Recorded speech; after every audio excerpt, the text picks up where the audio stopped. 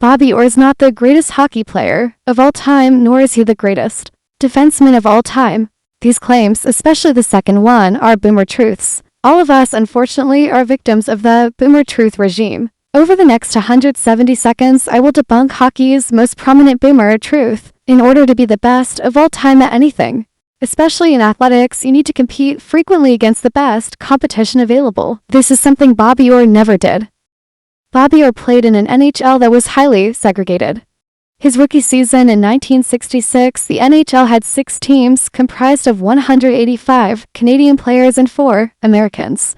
From his second year until he retired, the NHL expanded to 12 teams. From 1967 to 1969, the NHL was comprised of 220 to 260 Canadian players per season and between 8 to 15 Americans. 1970 was the first year he played in the NHL against a non-North American, one Swede. 1975, his last full season, the NHL was made up of 455 Canadians, 36 Americans, and 5 Swedes. No Soviets, Czechs, Finns, Slovaks, Austrians, or any other European players played on NHL ice during that time. It wasn't because they weren't good enough. These countries boasted some of the best hockey players in the world at that time, as is evidenced by the 1972 Summit Series and the often ignored 1974 Summit Series, a series in which over the course of 8 games the Soviets put belt to ass on Team Canada. Bobby Orr never played on the same ice sheet as Kharlamov or Mikhailov, nor did he score or assist on a goal against Vladislav Tretiak. The only time he competed against the best in the world was at the 1976 Canada Cup, a tournament where Canada played for significant games. 3 against Czechoslovakia, where Canada won a regulation game, lost a regulation game, and won one in overtime.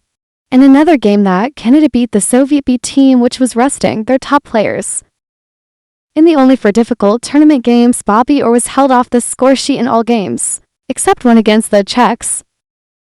Bobby Orr had many outstanding accomplishments in the NHL, but would he have achieved the same scope in a fully integrated league?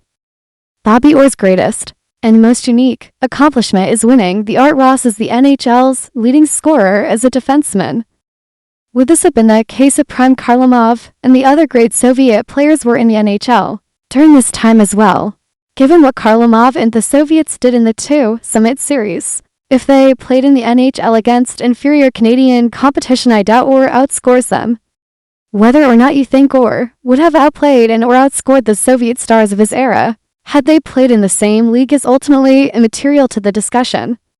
The point is that it is completely speculative and we don't know for sure, and this is the death nail to any person in the GOAT conversation.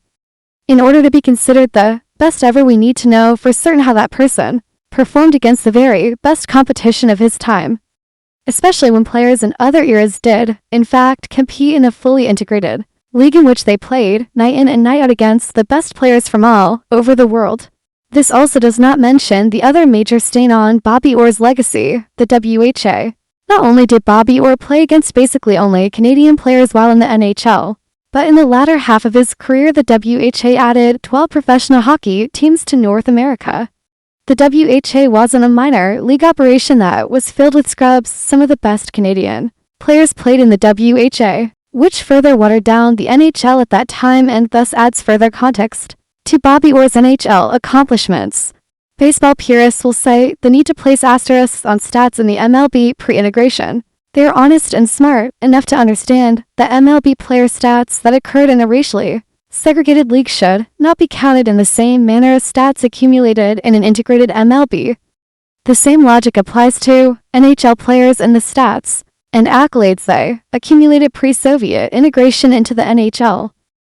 All-time NHL greats who played in the league when it was devoid of all European talent, especially those who played their entire career in a segregated NHL, need their stats and accolades asterisked and their all-time rankings appreciably lowered, in order to make room for those who excelled in a league that was fully integrated and featured all of the best hockey talent from all over the world, and not just a league with players from only one country.